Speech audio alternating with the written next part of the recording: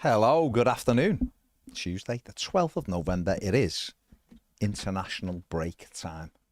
Oh, yeah, we're sort of officially into it now. We're in now, that's it. Monday's gone. Monday's the aftermath of the weekend. You know, the final word The is final history. word is done. Gathering dust. Yeah, we're on to the international break. Optimism. We are. We're going to talk about some reasons why we might be cheerful. Have a positive show. But that positivity begins linked into the international break with Jarrod Branthwaite, who was, of course, called up to the under-21 side, arrived at St George's Park with his under-21 mates. So turn left, lad. Quickly told to not have his lunch with the under-21s because he's now in the full squad. So good news for him. And Jake. And Jacob, Jake was yesterday's news with the final word. Yesterday morning. But Jarrod Branthwaite in the full England squad. So that'll do him the world of good. It will. Okay. Had he been playing, I imagine he would have been called in at the first time. Yeah, well, we talked about that briefly, didn't we? That when we were talking about Jake and stuff. Well, at one stage in the not too distant past, both of them were losing out on international call-ups for the full squads because they're not playing, and then half the planet don't turn up for England and or Ireland, and they both clearly were quite close. And maybe that was the only reason, but they're not playing, therefore, But game on. So hopefully he gets some minutes over one of the games. But well, they could come up against each other, of course. They play England, play Ireland. That'd be an interesting one, wouldn't it? Yeah. 1-1. One in each. O'Brien one and Branthwaite at the other. It'd be good. Mistake by the other one for the other one to score in both.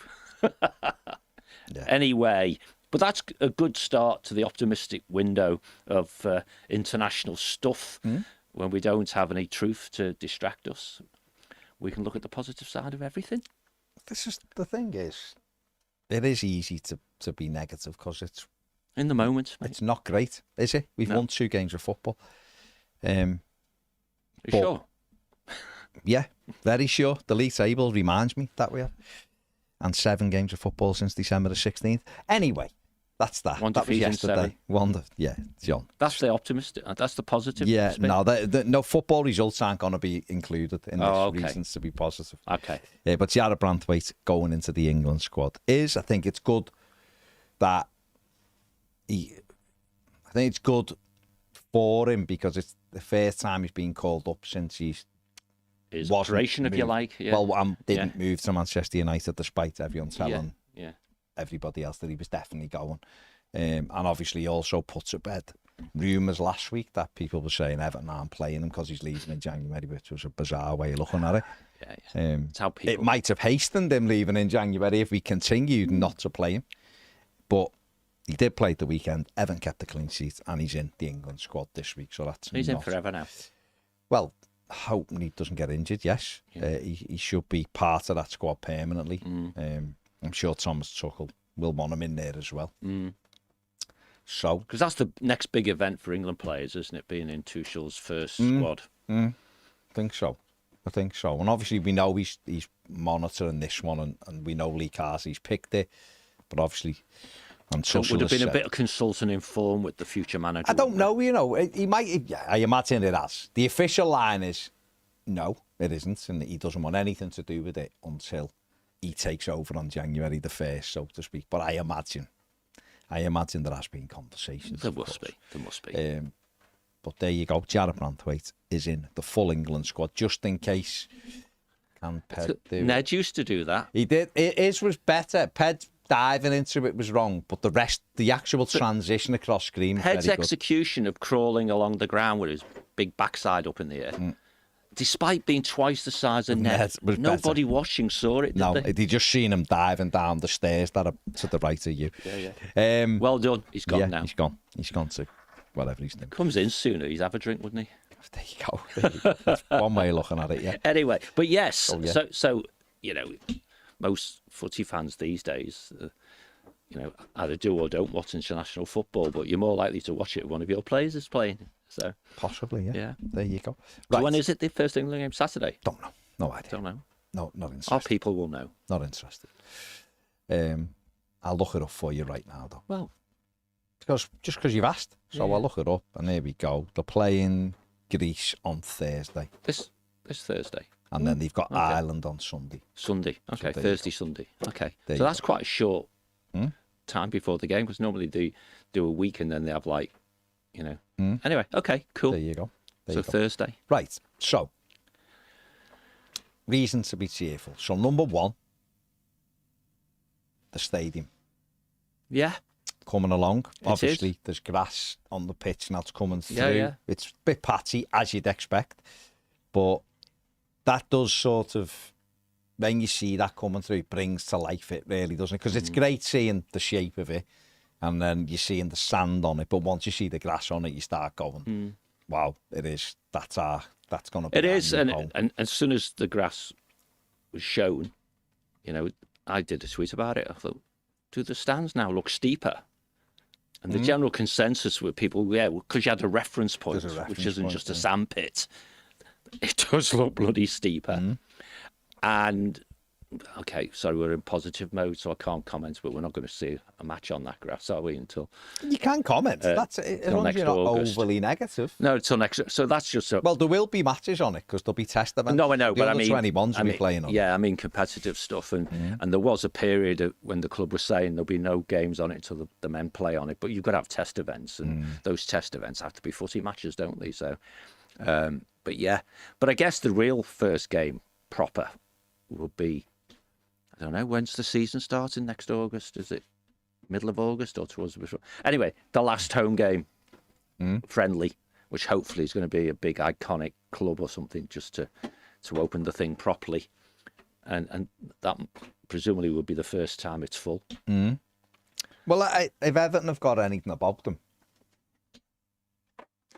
and let's be positive, they'll have some sort of tournament across 2 days. That's the way to in do August. it, isn't it? Yeah. Invite two other teams, or 3 teams actually, and do two games. On almost both like days. a couple of games, then a little bit of a final. Well, Arsenal do it. Arsenal have the Emirates Cup. Yeah. So if it is, imagine if Everton announced the Toyota Trophy. And there you go, the Toyota Trophy or something. Yeah. It's just it's glorified friendlies, but it's an opportunity to get lots of fans in that stadium. It's an opportunity to make some money. Absolutely. Get lots of fans in the stadium. Get all that sorted before. Let's just assume that's what's going to happen then. No, but that would be really good. Yeah. And then, obviously, that's a heavy test event then. Oh yeah, isn't it? Yeah, a couple of weeks or the week before the season starts. Good for the city as well. Bring a load of tourists in. So let's hope Everton do something like that. It's easily doable. Italy or Spain. Well, you just get Roma in. Quite clearly, don't you? Yeah. Because of the Freakins. Have their 2 teams there and then get another couple of teams or one team maybe, whatever. Do it like that. And certainly for me, that'd be a good way to do it. We'll see. Okay, cool. We'll see. But it is looking fantastic now, isn't it? When you look at it, we've seen in the last couple of weeks, we've seen the blue lights switched on there. We're seeing all of the, every bit of the roof panels all done, the glass is all in, looking at it now, it looks finished. When you're that way, the grass is sort of like the final thing. No, a lot of work still to be done inside, but fitting out type that's fine. Stuff. Yeah, that's fine. But we're getting more and more information. We've got going out this week, your interview with head of data science and insight from Everton, Mike Gittins. So that's interesting. That's a good interview. Check that out when it comes out, about how they're doing the migration, what they're thinking behind the way they've done it, how they expect it to be, how it's going to work for you individually as a season ticket holder, all that to come. We're seeing all of these things now. So it is getting closer and closer. And I think, to be honest, when we get in the new year and the countdown properly is on a Goodison. It's like when you're in January and you start thinking there's actually only 4 months left, and then 3, and all that. I think that then becomes real then, that we are leaving and we are going to this new unbelievable stadium on the banks of the Royal Blue Mersey. Not bad, is it? Looks beautiful. Maybe there'll be more seats in it by then as well. That would be good. Imagine. Squeeze a few more in. Definitely. Get it over at least 53, but your 55 crusade, the right number. Your continuing crusade to get it starting with a 5-3. But and of course between now and then we'll get good news in the sense of progress towards it. then we're a matter of weeks away, aren't we, from ticket prices? Then more weeks after that is picking your seats and all that. All that goes with all those things, and that's where the Mike Gittins thing comes in. People can get a little bit of a feel for all the hard yards that have already been done. And then as we start getting told stuff, it's actually, you're in the final 10 metres of 100-metre sprint, aren't you? All the hard yards are behind you. It's just whether you can get to the line first. That's it, isn't it? And people will get to choose something that very few people have had to do for a very, very long time, which is have full choice of where to sit. And that's where you get into ped stuff about it's something you've got to live with for ages, or at least for a year. And then you've got to see whether you want to move or not the year after, so to speak. But it's going to be fascinating anyway to see where people choose to sit, and behind the goal type people versus down the side type people and all that stuff. So yeah, it's coming to us one day at a time, Baz. It is. It certainly is. So real positive there. And obviously the next bit of excitement with that will be things like the naming rights. Yeah. I mean, excitement with a small e, of course, but those kind of thing, because obviously that's monetary stuff coming into the football club and things like that. And again, further evidence that we are moving forward into that. Like and subscribe while you're here, please. Thank you very much. The second thing's obviously, and part of it, hugely part of it, is the takeover. Yes. Edging ever closer. It is. For me, we are 2 to 3 weeks away, I think. Per my own view, 2 to 3 weeks away, I think, when it'll be announced. I think maybe the end of November, but it's more likely early December, I think. And that, I think that'd be a huge weight off everyone's shoulders. I think people are still looking and going, they expect it to happen, but until things have signed and we've got they're the owners and there's the keys while you're there to the ground and all of that stuff. I think once that happens, people will breathe a sigh of relief, John, won't they? Yeah, when I talk to people who you think, well, certainly they're closer to knowing what the details are of timings than we are, I think, and it's not to do with being positive, it's just as you see it, is that, if you like, the caution isn't about whether it'll happen or not. No. The caution is about whether it'll happen in the timeframes that you say, right? And I've made it probably clear a couple of times when we've chatted about this that it was doable in November. Clearly, if you think of it from a almost strategic perspective, whether you're planning to do anything in January or not, and it's never a good, I mean, for player trading, it's never a good time to sell your best players for sure, but it's certainly quite a difficult time to get value in the market in January, but you do want to be ready for it. And therefore, the idea that you would go into the January window with the current owners would probably turn people off a little bit. Yeah, right?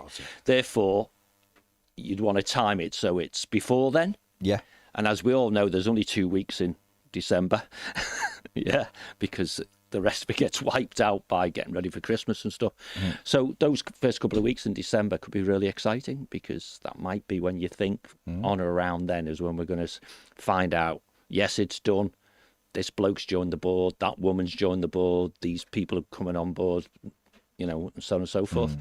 It isn't going to be revolution, so people need to prep for that. If you've got your favourite person you want to leave the club, it might not happen for you, certainly not straight away, because you don't want to disrupt what is fundamentally a continuous process of a football season. But you'll know that people are in place, and what the people in place will do, surely, because they'll follow best practice, is they'll want to create a good impression straight away. And because they've had a bit of gestation around this with the due diligence, walk away, come back, do it again, get updated. They're in London now. They're on the way to Roma, or they're here to talk about stuff here as well. Then they should stand a chance of being able to make some positive moves immediately. What do you expect to happen early on? Additions to the board. I don't think much more than that should really be expected. And if it does happen, as in people, well, clearly Farhad Moshiri you expect to leave the board. John Spellman. Do we expect Farhad to leave the board though? John Spellman, I expect, because he's an AI character for me. He's not real. Well, I think Colin Chong, in my opinion, will probably be used in the transition. Yeah, it'd be period, like you said, transition. for Yeah. Well, he's the incumbent chief exec. We don't know, do we? And it'd be nice if it did happen, but we don't know if if you take the stories to be true, that they're not right now in a position to appoint a chief exec because they've sent someone off to look for one, right? But yes, Colin, you classic link man. From the old to the new, from the as is to the to be. So Colin's going to stay around on the board. Farhad Moshiri, I just think it would be beyond the pale if he has 0 shares and he still sits on the board of Everton Football Club, because you think, why? Right? Spellman's there with his authority, acting as a de facto chair, and that can't persist either. No. So you straight away, if you do it that way, you're thinking, well, a couple of people are going to leave the board. Yeah. Logically, therefore, at least 2, because of the Articles of Association, have to join it. And maybe it's Dan the man himself and his son. Maybe they're the 2. Who knows, right? But that would be a minimal expectation. You've got to have a quorum. You've got to have at least 3. And if we assume Colin's going to be one of them, there needs to be 2 new ones, doesn't there? Yeah, I mean... And if you do want continuity, even if Spellman and or Moshiri stuck around on the board, it wouldn't matter as long as the new owner has his people in place. So... Then you're into all the speculation that'll happen around the sporting side. But I think we need to get the January window behind us and then have a real strong run at the summer when there are some big decisions to be made. See, I think they'll bring in players in January. Oh, sorry, I'm not saying we won't get any players at all. Yeah. Right? Clearly, you can get a lift, can't you? From I think that. the squad needs it. Yeah. And certainly some of our players might want to go out on loan, for example. So even if you just balance in numbers, some go out and some come in, type of thing. But let's see. Yeah, you see, I honestly think 2 or 3 will come in January. And it might just be loans. They might just be loans. No, I agree. Reassess it in the summer. Because if Everton have got long-term targets from the summer, and maybe the cash wasn't there to do it. And now they can get now them. There is some cash. And that is, I think, the best version, particularly from a PR point of view, right, of acquiring players in January. We wanted this player in the summer. The player wanted to come. Yeah. Unfortunately, we didn't have the financial wherewithal to close the deal, but we have now, and we've closed it. And big tick in the box for the new owner then, isn't Absolutely, it? Right. Yeah. And the manager then, if it's the same manager, gets players he thought he was getting in the summer.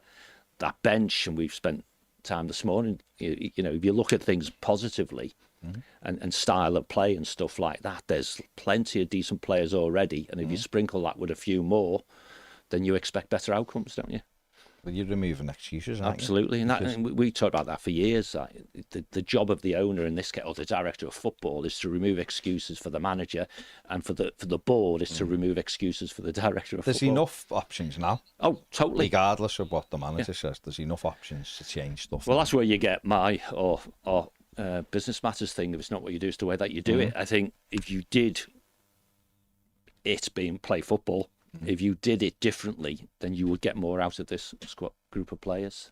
And it's just about having the confidence. And maybe that's what this manager, I don't know, does this manager need just that little bit more depth so he will take those chances that if it doesn't work out, he can change from the bench and stuff? I don't know. But obviously most people watching this are going to say, no, he's so stuck in his ways, then it might not make any difference. But if you don't try, you don't find out, do you? Then you're into the run up to summer, which is between us and going to a new stadium. And there's going to be a lot going on, isn't there? And if it's done properly, it's all going to be positive.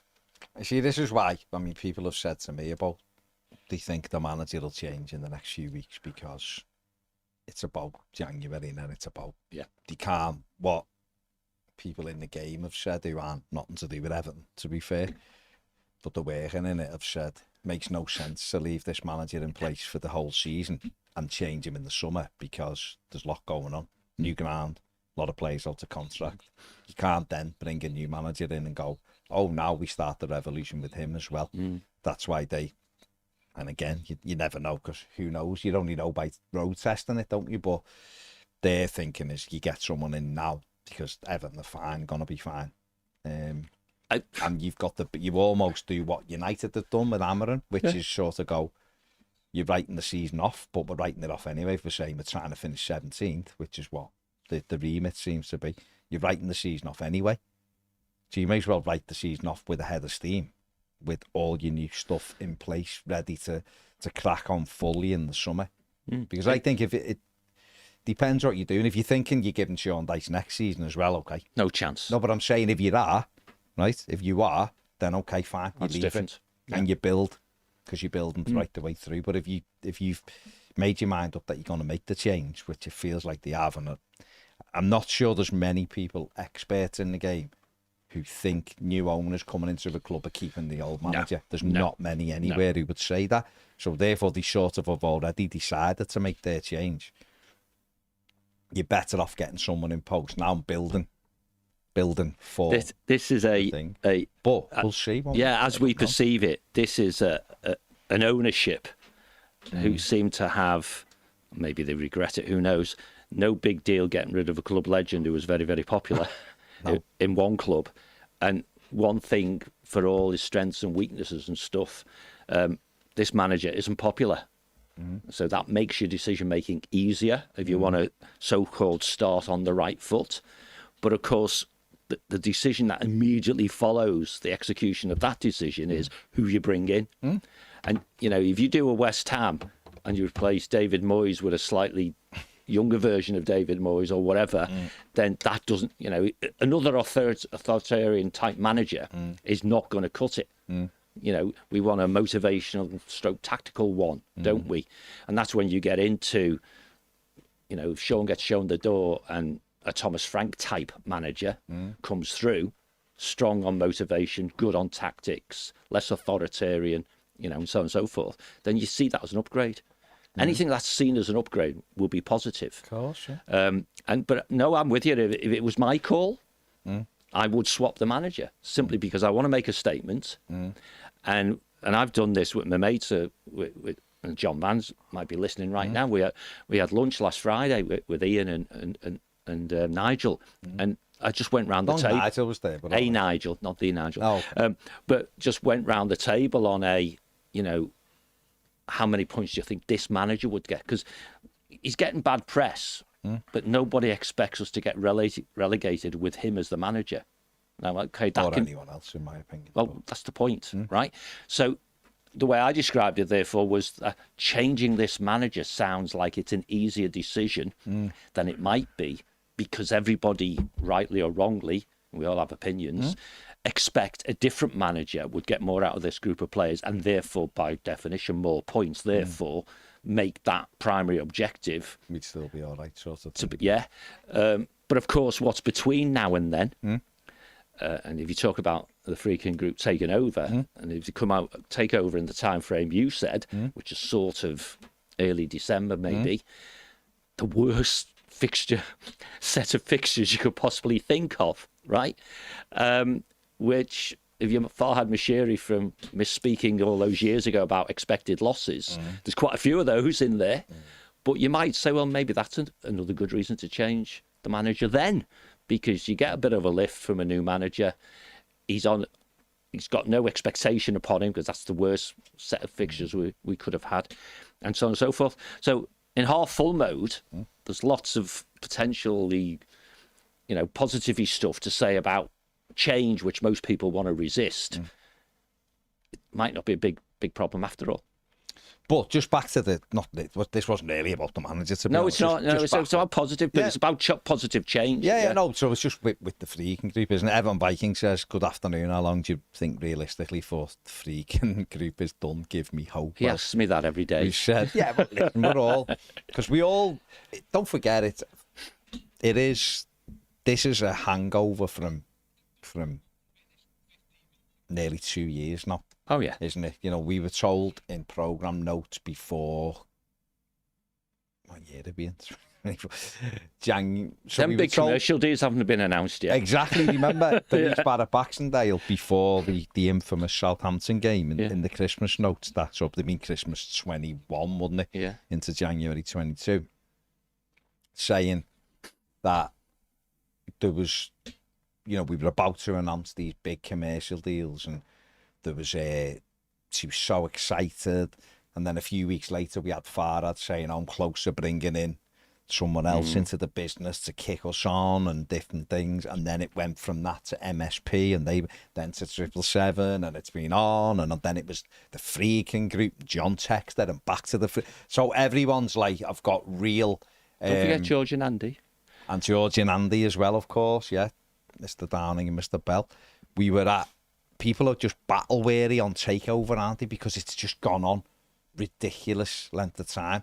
So I think if and when the moment is that the ribbons cut and the Spitfires doing circles over Bramley Moor and Dan and Ryan are parachuting in and they've got the keys and the owners, I think a lot of people will be like, thank God for that. Right, now can we move forward? Are you concerned on the back of that with what's going on in Roma, or are you looking at it as a different club, different set of circumstances, therefore? I mean, it's a different club, isn't it? I think in the moment when the ownership changes, because at the moment the vibe is when, not if, right? I mean, about these guys, not in general. Then it's time for Kev Thelwell to step up, really, and be the man. I'm the director of football. I have a plan. This is what my plan looks like. Do you agree with me? Yes, let's do it then, right? Now, the challenge there for any executive in a business where the ownership changes is whether, when you tell them what your plan is, whether they agree with it or not. Yeah, and looking from a distance at Everton, if you exclude the pundits who all don't do enough research and conclude a la match of the day, both Everton will be sound in being in the division and the manager's doing a great job, then whether you agree with that or not doesn't really matter. But if you're the owner, it does, because you get the final say, don't you? So the Roma thing, you can take it either way you want, Baz. So you can say they've made two bad decisions and now they're going to... pressure is on to get the next one right. Or, as many people are preferring, which is they made a mistake and they're trying to fix it as quickly as possible. And you know what my view is: if you're going to fail quickly. Yeah. But I don't know how they made the decisions at Roma. Here, those decisions have to be informed by the director of football, or what do you have one for? But that's within the environment of a world where you do perhaps have more cash to hand to get deals over the line. And one thing you emphatically cannot do, and I know we're being balanced, so we don't always have to be positive, right? We do not need more Sean Dyche type players in January, right? Whether Sean Dyche is going to be the manager or not, we do not need Sean Dyche type players, because the culture around the business has to change from being, it's tomorrow, be it stadium, change of ownership, whatever. But the culture needs to move from talking ourselves down to talking ourselves up. And that's greatly helped if the football is more attractive than it is at the moment. We've got Graham, who's a Forest fan. Graham Headwaite. Hiya, Graham. Says, I'm a Forest fan, but Everton are better than 17. Jesus on a bike. I bet I could do better than 17. Surely you have to... I could easy. Yeah. You have to aim for top 10, and even if you landed at 17, aim for 17, then you could hit 20th. No, I agree. I mean, psychological projectionist says, I think we should let Sean see out his contract. Okay. Fletcher and Yerry Mina too. I don't have any confidence about them staying up. Says, what makes you think we'd stay up? Well, I can remember you, Yerry Mina too, questioning the last two seasons, why I was confident, and as far as I'm aware, Everton are still in the Premier League. Everton will stay up because they're better than at least three teams, comfortably better than at least three teams. How many points do you think we're going to get, Baz? Does this manager stay all season? Yeah, okay. Yeah, give you that one. Yeah. No, because I'm saying if Everton swapped them for David Moyes today, Everton wouldn't even be our word would never be mentioned again. Because we've had this chat. But if Dyche stays, Everton won't go down, Sean Dyche. Well, how many points do you think we would get with this manager? 40. 40. Okay. Maximum. How many points would you get with David Moyes?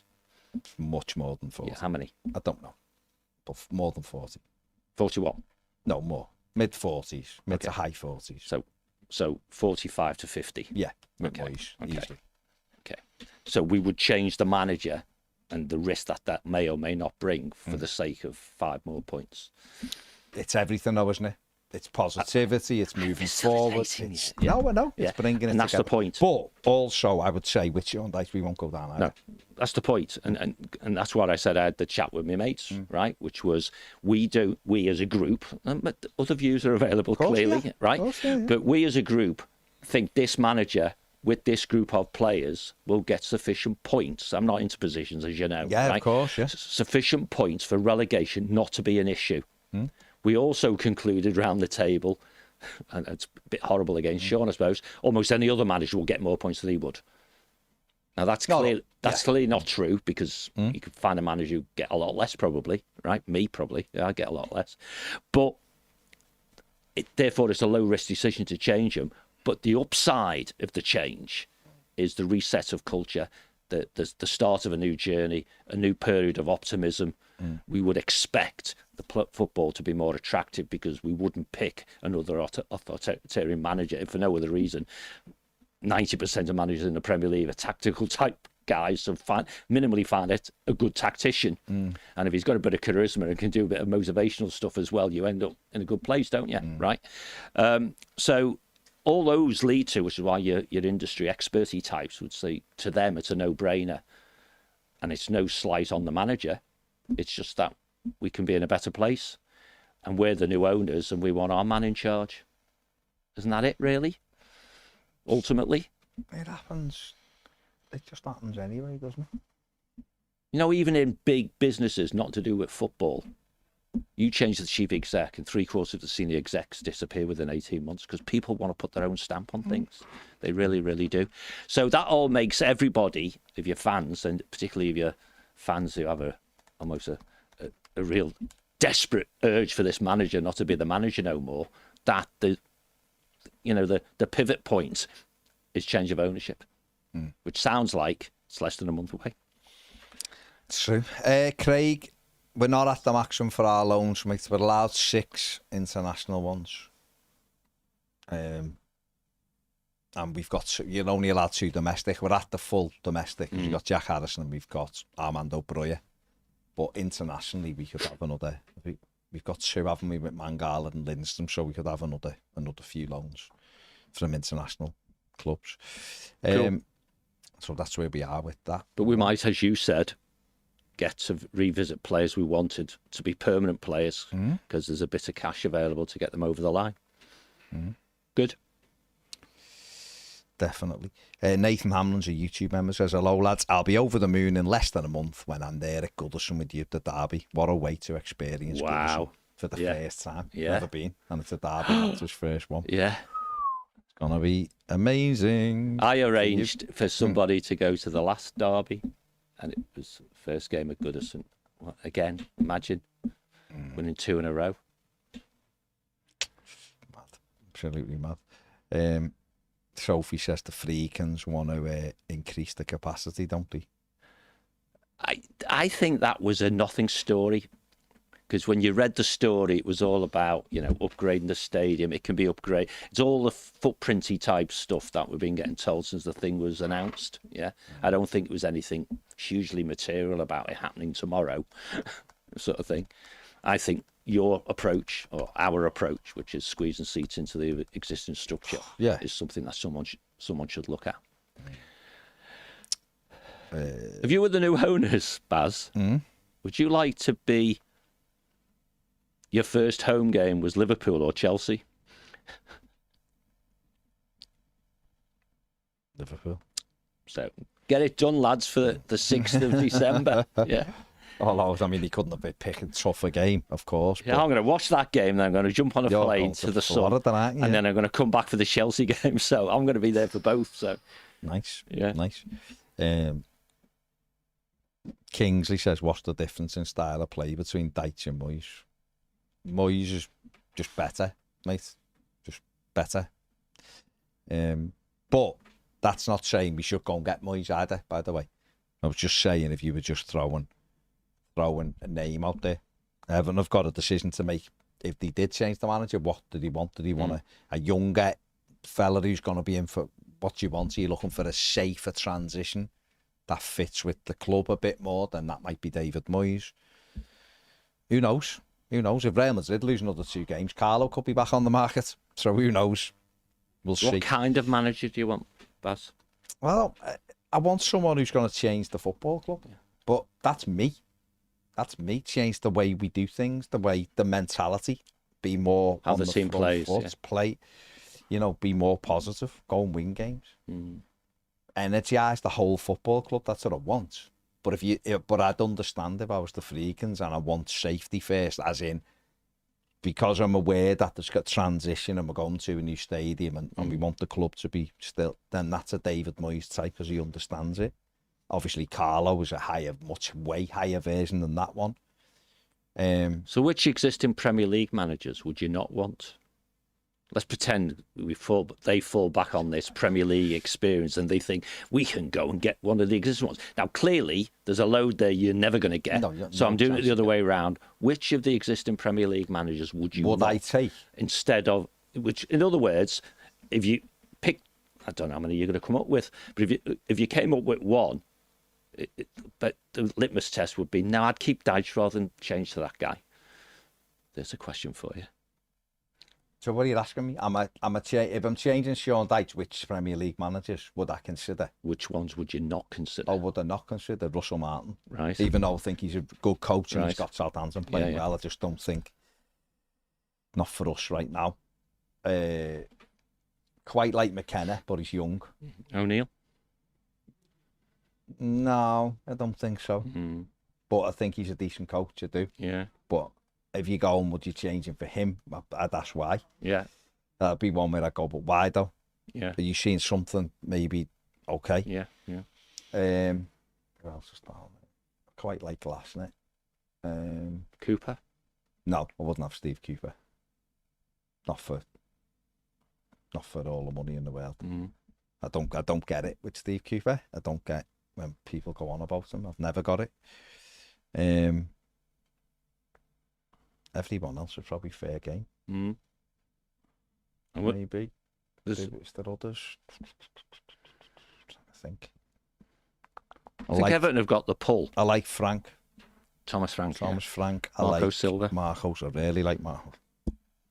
And I think he's better than he was last time. Eddie Howe. Howe's all right, yeah. If he's under pressure, maybe. Yeah. He's done well at Newcastle, hasn't he? They're good managers, yeah. We couldn't get Howell to Newcastle. No. I think we could get Frank out of Brentford. You reckon? Think He's been there a while, hasn't just he? because of the opposite. I don't know whether he'd leave mid-season. I don't know, but I think Everton and obviously we always think our club can get most people because it's our club and it's the biggest. Well, that's why I was. But listening to other pundits who've nothing to do with Everton going as if those kind of managers wouldn't go to Everton. Huge football club, brand new owners coming in with money. Beautiful stadium. And a brand new stadium. There's a huge opportunity and the mad fan base, which is a big driver. Probably the biggest driver there is our fan base, if you get it right. It's a crazy fan base. It just is. It's emotional. It's difficult at times and it's unbelievable at times, good and bad, but that's what it is. And we'd accept losing all our away games, so we won all our home games. Every home game. Then you become Pochettino at Spurs. Yeah. Win 15, lose 14, and you have draws in between because you're going for it. So I think there is a pull still there for Everton. Okay. I'm not naive enough to think we could get people out of clubs who are in Europe and stuff. But there's a pull there for Everton, and there's an opportunity. I think if you're coming in now, you've got an opportunity to reset. Make it yours almost at a very, very exciting time. But there's good managers. Because I don't know how we value's the wrong word, assess the opportunity of all them players going out of contract. Because you don't get that very often, do you? Where so you've got a chance to really reshape it. Yeah. But you might look at that a bit of a negative as well. All of them, but I don't know. I mean, the only one I can remember, and I'm not very good, as you know, with anything in the past can't affect that, so I forget about it. But sort of Koeman had that at Southampton, didn't he? Where he virtually lost a few. He had next to no players, and he, when he first went there, and you then do get to mould things in your own image in that sense. So it's an ideal timing point for changing style of play, isn't it? Yeah, I just think. Because most pro footballers can adapt anyway, can't they? Of course they can. Yeah, so. The elite footballers, you know, there's loads. There's, yeah, maybe not Nuno either, Dan, even though he's doing brilliantly at Forest. That's to be said. Postecoglou would be great, but he ain't leaving Spurs. But he's also a bit. He would have come here, wouldn't he? He would have come here, yeah. Yeah. Not now, obviously. And I just think moving forward, Everton, for me, should always be a team that tries to win. That's what I believe. Should try to win. Not be terrified of the opposition. Not worry about the opposition. Be someone who's on the front foot. Play to your own strengths. Again, not naive and go, well, Man City at home, we're just going to put everyone up front, batter these, of course. But like Thomas Frank, for argument's sake, I watched City and Brentford the other week, but I've seen City and Brentford a few times, and in fact, Brentford the last team to beat them at the Etihad as well, I think. Don't know. Might be wrong there, but they definitely won at the Etihad last season, because Tony scored. Sure, they're the last team in the Premier League to beat them, but I might be wrong. But the audience won now. But this season they were winning 1-0, should have gone 2-0. Yeah. They don't go to the Etihad and go, we're just putting 10 men in a box and just kicking it as high as it'll go and hoping that it's 0-0. He goes for it. And I like that. And listen, they'll lose games. Of course they do. They lose. They haven't got a point away, so quite clearly they lose games. But they're in every game. And that'll turn at something.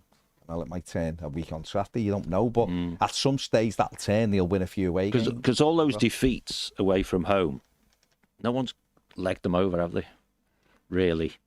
You know what I mean? They've been in all those games. Of course they have.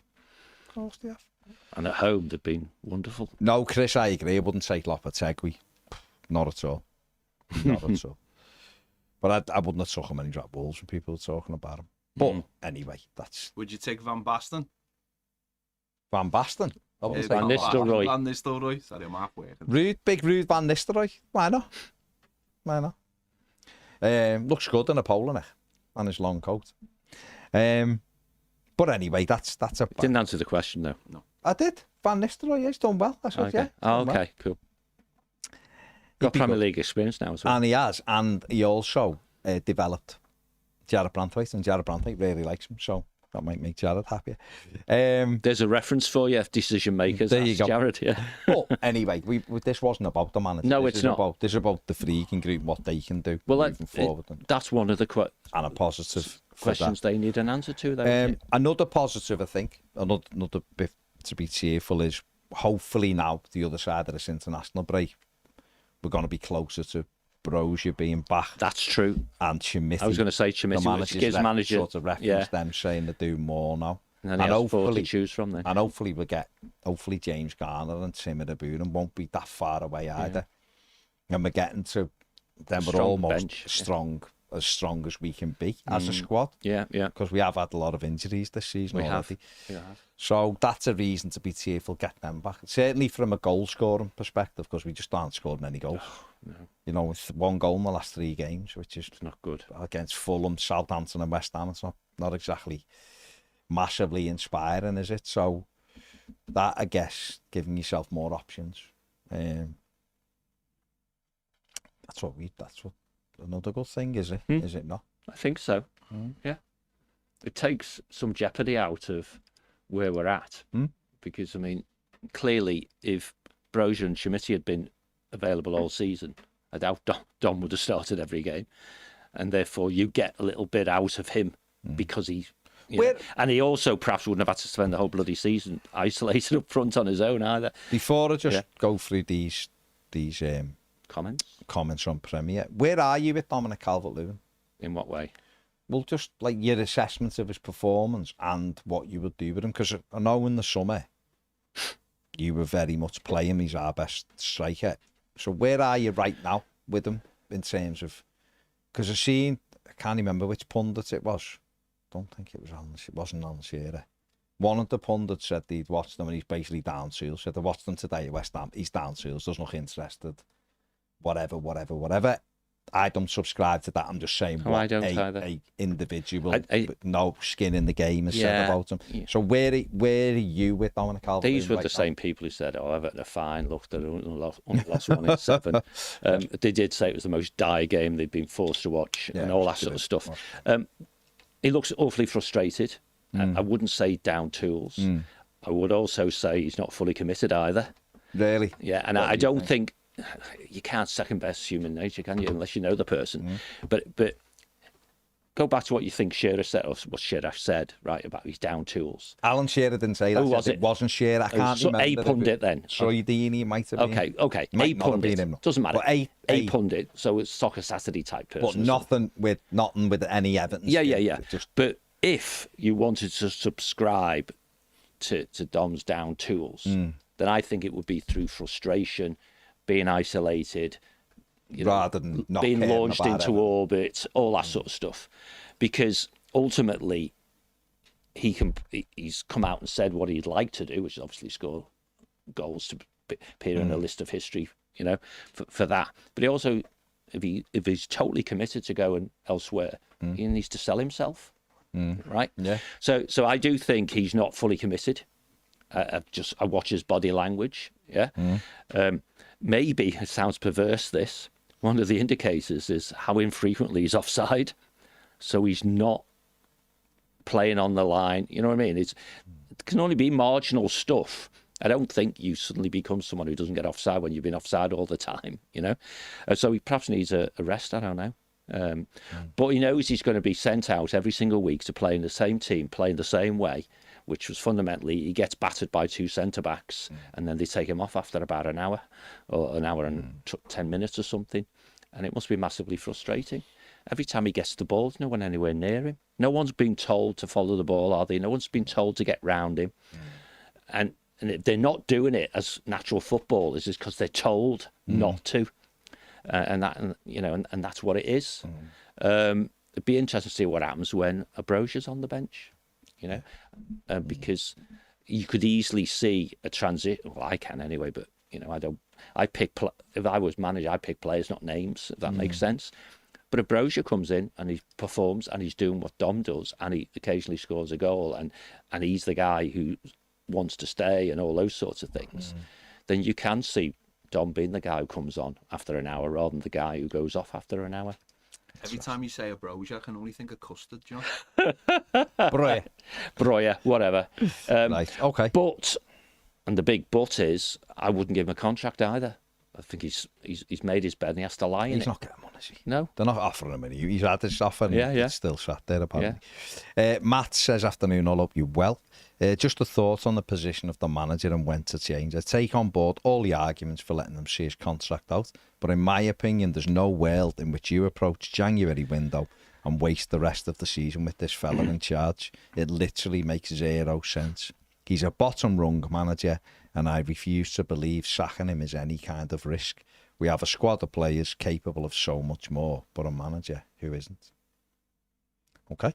That's in agreement with what we said before, isn't it? Graham says, Yeah, good one. part 3, Reasons to be cheerful. Yeah. but there's no reasons under Dyche, he says. David Goondry says, morning, gents. How many international breaks will he survive? We need to change, in my opinion. Well, there isn't one, another one till March. So, Matt also says, on Thelwell, my thoughts are that the Freaking Group will look at changing ownership, board, director of football and manager as being simply far too much too soon, and view the Doff as the link between board and dugout, so he will stay there. See, that's where I enable a board and manager. See, that's where I think they'll learn from the Roma thing and won't get rid of the director of football. No, that's what he's saying. He'll keep the director of football. I don't think he'll go either. And to be honest, I don't think he'll go simply because what's going on at Roma. No. I don't think you he'll need some continuity. Yeah, I think what's happened at Roma is more to do with the CEO leaving in such an emotive way that has left a massive void at that football club. Where it's so, in many regards, the supporters are getting what they want. They drove the CEO out. Yeah, and it's opened up this big chaotic hole we're seeing literally right now as a football club, because the Freakins aren't hands-on. So therefore, you have to clearly have people who are there day to day who understand the business, and they clearly don't. And I think that's been happening since before the last CEO as well, because they lost a sporting director, and from what we've heard on this channel, they covered that gap with the CEO. So they were already a job down, and then they lost the CEO, and then they put a manager in charge who maybe wasn't, I don't know whether he was good enough or not, but that we've got to avoid that at all costs. And that's your chronology of events. Yeah, exactly. Roma, sporting director goes, CEO steps into the breach, makes a sporting decision. Fans do not like sporting decision, but it's been made. Appoint a new manager, doesn't work, and now the owners have to fly in and give people a cuddle, really. But yeah, I don't think you can't have those wholesale changes. And if you take a very simplistic view about incumbents, the non-sporting side is Chong, the sporting side is Thelwell. Both of them provide continuity. But beyond those two guys, you could literally take anyone out you wanted to, if you wanted to. Yeah. Anthony says, sack the dinosaur and we will all be happy. Pip says hello again. Brian says, interesting that others are now picking up on Wone and Deitch having disagreements on the touchline during the game. I've commented on this previously and even on last week's club call. I prefer Wone over Deitch just for this. Is it Wone who he argues with? Because feels like that. From the ground, you just know it's one of his assistants. At least it appears that Wone is looking at alternatives. Sean Dyche refuses to adjust other than subbing off Domham, then beginning to put crosses in. It's mind-boggling. See, I don't see that as a negative. I see that as a positive. I forget about the stuff. Natural conflict's good. Yeah, I have no issue with that at all. I have no issue with the coach. Two people, whoever they are, having an argument over what they believe is best on the pitch. The manager gets the final say. But there's a trust element there. It doesn't matter who it is, whether you like Dyche or don't like. I have no problem with that at all. I think that's natural tension, which is fine. Yeah. I think that's a fella saying to him, I think you should do this. And he goes, and on one day he might go, do you know what, you're right. And on another day he goes, you're not right.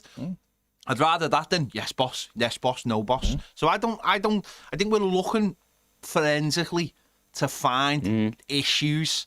And that'll happen, though. No, I know it will. Of course it will. It's natural anyway. Where if we were doing all right and someone picked it up, you'd go, that's good, because they're challenging each other. That's what you want. You want a challenger environment, no, you do. As they say. You absolutely do. Jez says, I was thinking of what you said last night about players putting in effort and Dyche is not trying to lose. But I think the problem is the margin of care.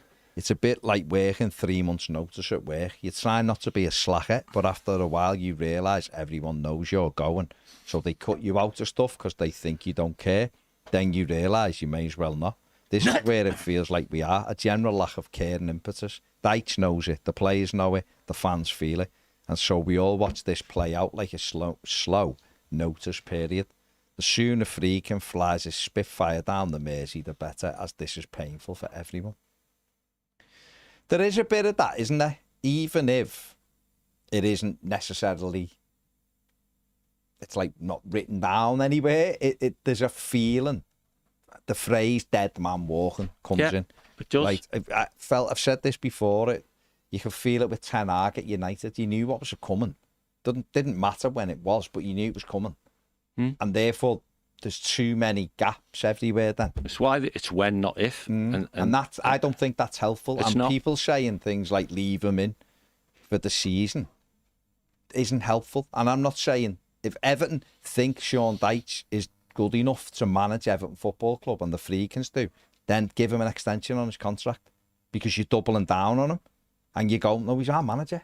Timing is important when you're making changes. But you know what I mean? It's like, again, I just think that undermined Ten Hag not sacking him in the summer. No, it did, because everybody knew, and the day before the cup final, where every journalist had been briefed that he was getting the sack, regardless of the outcome. Most people thought they thought they were going to lose. Of course, but they had their knives on. It was completely undermined them. And when they won, it took everyone in the back stop. But it still took them 4 days to say. No, I know, but because Jim Ratcliffe is clearly weak. Yeah, he is weak. Yeah. He must be, he's weak. And I know he's weak because there's been a huge debacle that's gone on in the cycling team over Tom Pidcock. It's like equivalent of Ten Hag with a gold medals. Basically, this kid who they don't think is good enough went and won a mountain bike gold medal in the Olympics. Oh yeah, believes he's worth more money, and they're having to basically loan him now to another team because I think they just won't sack him. and they're just letting someone else pay for him because he's got that aura around him because he won a gold medal. Some people in the team believe he's the best. He's going to be the future of cycling. Some people don't think he's well, he went away and won a gold medal. He's peaked. No, he's only young. Oh, okay. But he's a mountain biker. Oh, okay. He's won back-to-back gold medals in mountain biking. Right. And then goes, but regardless, they can't make a decision over him. They're dithering. And it looks like they haven't made a final decision on him. So you're seeing that in the cycle world. You're seeing this in the football world. And once you would say to journalists, this fella's gone, and then go, oh, no, we're giving him a 3-year...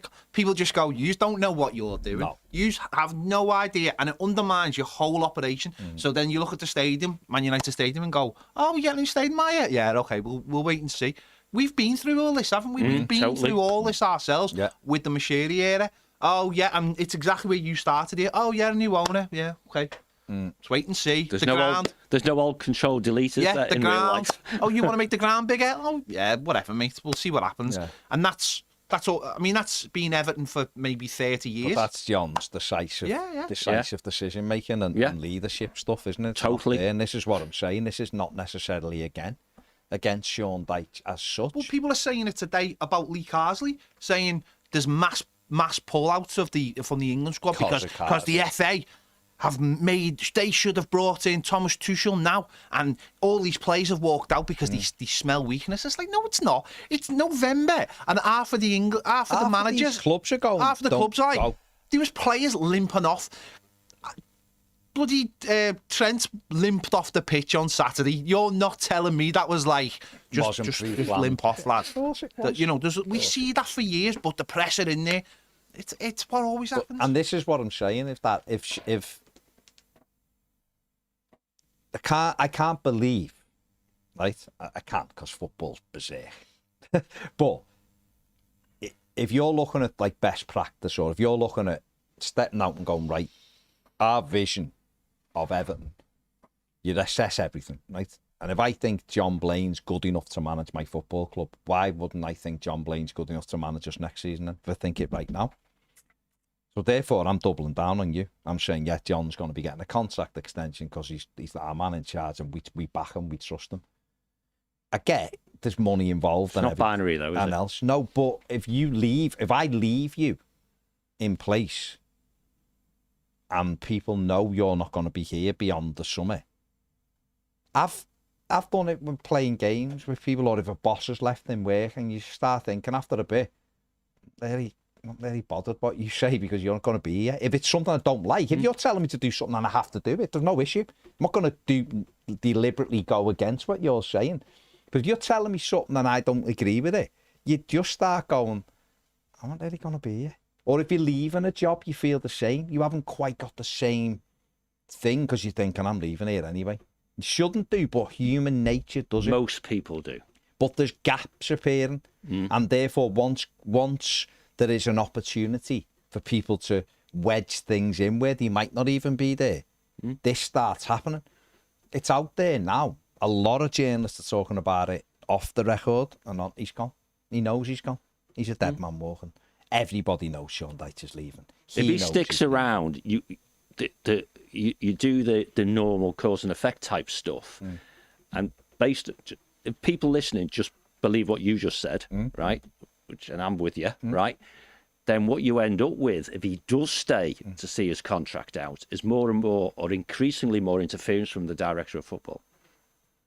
Because the manager may be making decisions which are inconsistent with what the director of football, who's going to have to pick up the pieces when he brings it in. He's stopping the director of football doing it. Yeah. So the most obvious one, you go into a January window, who's going to win the debate on the kind of player to bring in January? The manager who's going in May, or the director of football who perhaps is going to stay longer? Well, don't forget, Mourinho said about the Freakins, because they said their policy was changing on players they wanted, and he said they don't know about football because he wanted his own 30-year-olds on big money. That's right, yeah. So, but if the Freakins come in and apply that to Everton, which they should, our policy is we buy players under 23. Yeah. That's what we do, because we're going to turn it, or 20, whatever it is. Yeah. 23, isn't it? At Roma was what they wanted. As our manager, if it was Sean Dyche in his ways, or as Fletcher wanted Jose Mourinho, he wouldn't be happy with that at all. No, of course not. Jose Mourinho would be going, no, you won't. I want Davison Sanchez, who's 31, whatever. He's not. But if you 31, sit but down, know. as I'm sure they have done, with the director of football, and say, "What do you think?" Well, Kev is a.